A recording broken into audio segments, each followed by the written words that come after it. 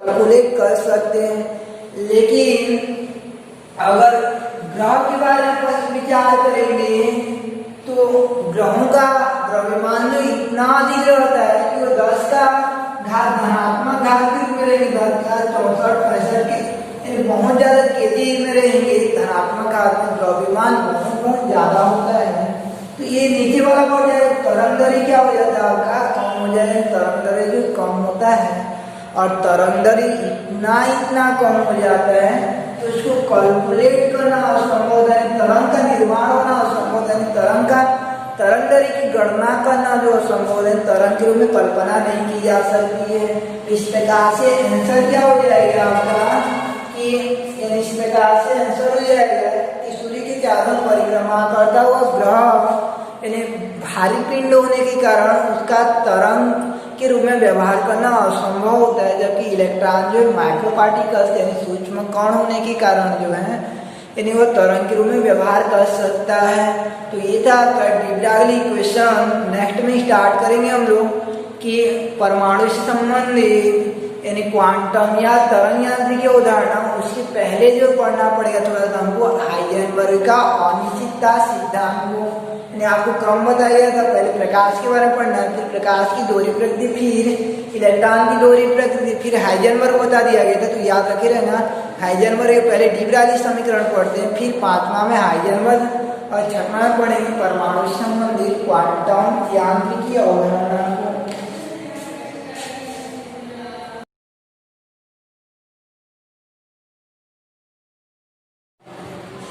Welcome in our next class. तो इसके पूरी क्लास में आपको डी ब्रॉगली समीकरण बताया गया था। De Broglie equation lambda equal to L/mv ये बता दिया गया था।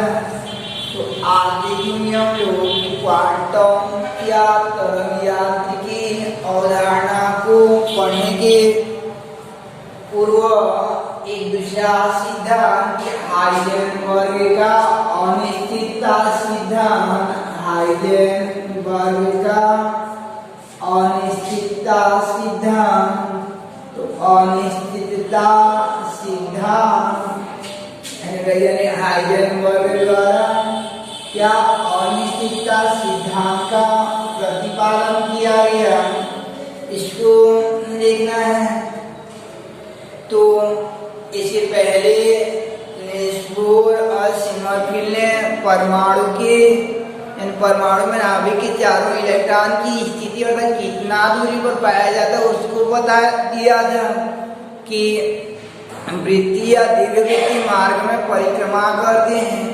वास्तव में वो सत्य है अथवा नहीं, इसका स्पष्टीकरण करने के लिए वैज्ञानिक हाइजेनबर्ग द्वारा एक प्रयोग किया गया। उन्हें नाभिक के चारों ओर गतिशील इलेक्ट्रॉन कहाँ पर है उसको देखने का प्रयास किया गया। उनके द्वारा देखने का प्रयास किया गया कि वास्तव में ये वृत्तीय मार्ग में परिक्रमा करते हैं कि दीर्घ वृत्तीय मार्ग में परिक्रमा करते हैं।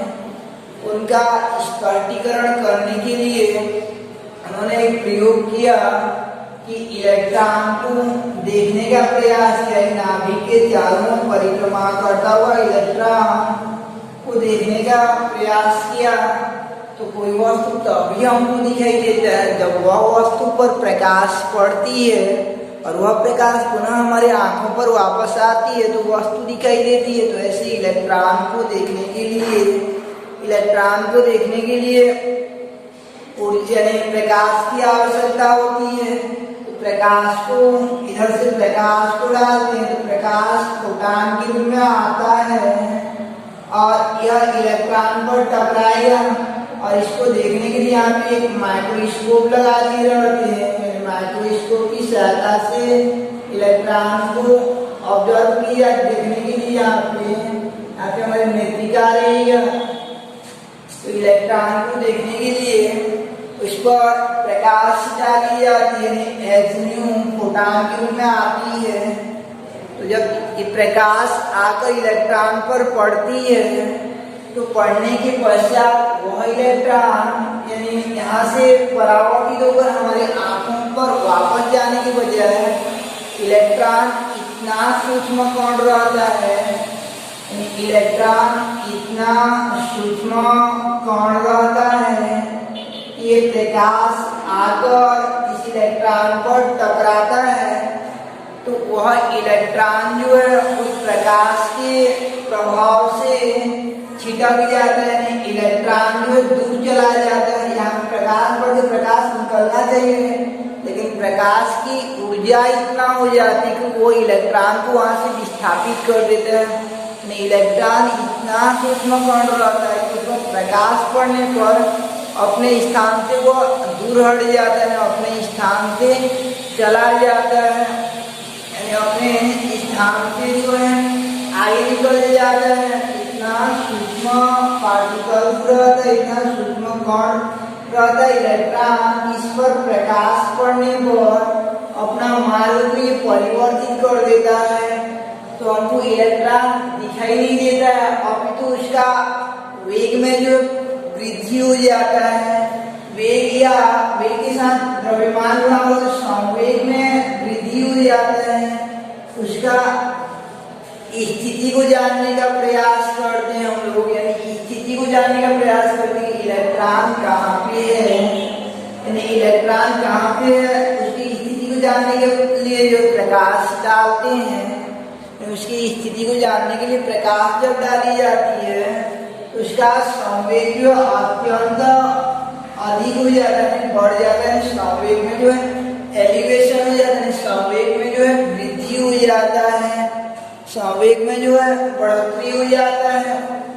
तो इस स्थिति में संवेग में जो है वृद्धि हो जाएगा तो स्थिति का निर्धारण करने का प्रयास करते हैं तो उसका संवेग जो बढ़ जाता है। अब मान लीजिए हम लोग कि दृश्य प्रकाश की ऊर्जा इतना होता है कि वो इलेक्ट्रॉन को यानी इलेक्ट्रॉन उससे दिखाई देने के बजाय जो वहां से विस्थापित हो जाता है तो इस दौरान हम लोग इलेक्ट्रॉन को देखने के लिए कम ऊर्जा वाला प्रकाश को डालते हैं, दृश्य प्रकाश को न डालकर रेडियो तरंग को या अन्य जो निम्न तरंग दैर्ध्य वाले रहते हैं उनको डाला जाता है। तो निम्न तरंग दैर्ध्य वाला प्रकाश को डालेंगे, यानी कम ऊर्जा वाला प्रकाश को डालेंगे, यानी कम ऊर्जा वाला प्रकाश को डाला जाता है। तरंग दैर्ध्य कम ऊर्जा वाला प्रकाश को डालेंगे तो कम ऊर्जा वाला प्रकाश को डालेंगे तो कम ऊर्जा वाला प्रकाश जो है उससे हमको दिखाई नहीं देगा, यानी दृश्य प्रकाश के अलावा किसी भी प्रकाश यानी किसी भी तरंग से हमको जो परावैन्य और इनसे जो हमको वस्तु दिखाई नहीं देता है तो उनका प्रयोग करेंगे तो ये इसका स्थिति नहीं दिख पाएगा, हालांकि उनसे विस्थापित नहीं होगा, उसका संवेग नहीं बढ़ पाएगा, किंतु इसका स्थिति निर्धारण करना संभव नहीं हो पाता है। तो इस प्रकार से यानी मान लीजिए कि अपना स्थान चेंज नहीं करता है तो उस समय हम लोग कम प्रकाश वाला का उपयोग करेंगे और कम प्रकाश वाला से उसका संवेग नहीं बढ़ पाएगा। तो स्थिति को लगभग जानने का प्रयास करेंगे तो वो साधारण प्रकाश डालेंगे तो आसानी से दिखाई नहीं देगा। तो पहले उच्च प्रकाश यानी उच्च ऊर्जा वाला डाल देते हैं, जैसे प्रकाश को डालते हैं तो उसका स्थिति यानी उसका संवेग जो बहुत ज्यादा हो जाता है, उसकी स्थिति को जानने के लिए दृश्य प्रकाश का उपयोग करते हैं तो संवेग बहुत ज्यादा हो जाता है। और मान लीजिए कम ऊर्जा वाला प्रकाश का उपयोग करेंगे, यानी कम ऊर्जा वाला प्रकाश का उपयोग करेंगे तो कम ऊर्जा वाले प्रकाश के द्वारा जो है उसका संवेग तो बहुत ज्यादा नहीं बढ़ेगा, किंतु उसका स्थिति दिखाई नहीं देगा कि वास्तव में वो इलेक्ट्रॉन है कहाँ पे। तो इस प्रकार से संवेग और स्थिति यानी वेग और उसका स्थिति का साथ साथ निर्धारण करना असंभव होता है। जबकि नील्स बोर ने अपने बोर की त्रिज्या की गणना करते हुए इतना वेग से गति करता है और इतना दूरी पर होता है r त्रिज्या पर, ऐसा बोल दिया था, जबकि इलेक्ट्रॉन का तो स्थितीय संवेग का मीन्स वेग का साथ साथ निर्धारण करना असंभव रहता है। तो इसको इन्होंने नियम के रूप में प्रतिपादन किया, जैसे कि हाइजेनबर्ग का अनिश्चितता सिद्धांत कहते हैं। तो इस प्रकार उन्होंने दिया कि हाइजेनबर्ग का अनिश्चितता सिद्धांत कि परमाणु में नाभिक के चारों ओर उच्च वेग से गतिशील इलेक्ट्रॉन की स्थिति व संवेग का साथ साथ निर्धारण असंभव होता है। स्थिति व संवेग का साथ साथ निर्धारण असंभव होता है। हाइजेनबर्ग का अनिश्चितता सिद्धांत क्या कहता है कि परमाणु में नाभिक के चारों ओर उच्च वेग से गतिशील इलेक्ट्रॉन की स्थिति व संवेग का साथ साथ निर्धारण असंभव है। जैसे कि हाइजेनबर्ग का अनिश्चितता सिद्धांत कहते हैं, जैसे कि हाइजेनबर्ग का अनिश्चितता सिद्धांत कहा जाता है। तो हाइजेनबर्ग का अनिश्चितता सिद्धांत का गणितीय रूप देख लेते हैं हम लोग कि मैथमेटिकल कॉन्सेप्ट, गणितीय रूप, इसका गणितीय रूप होता है। यहाँ पे इसका स्थिति में जो चेंजेस होगा, इधर उधर जो विस्थापन होता है उसको डेल एक्स कहते हैं, और इसका संवेग में जितना परिवर्तन हो जाता है उसको डेल पी कहा जाता है। तो del x into del p का मान ग्रेटर देन या इक्वल देन एच बटे 4 पाई होता है। इतना को गणितीय रूप कहा जाता है। या जो कि पी बराबर होता है आपका, पी बराबर होता है एम गुणा भी हो जाता है, पी बराबर एम गुणा भी। तो डेल पी निकालेंगे द्रव्यमान यानी पी में परिवर्तन करेंगे, द्रव्यमान में परिवर्तन। तो याद रखना द्रव्यमान में परिवर्तन नहीं होता है, ये वेग में परिवर्तन होता है, इसको डेल वी कहा जाता है। डेल पी बराबर होता है एम इंटू डेल वी। तो ये दूसरा तो हो जाता है आपका del x into m del भी ग्रेटर देन या इक्वल देन एल बटे 4 पाई, जहाँ डेल एक्स बराबर क्या आपका स्थिति में अनिश्चितता, और दूसरा कि डेल पी बराबर क्या संवेग में अनिश्चितता, और अनिश्चितता में परिवर्तन कितना इधर उधर हो रहा है। डेल वी बराबर है आपका वेग में अनिश्चितता,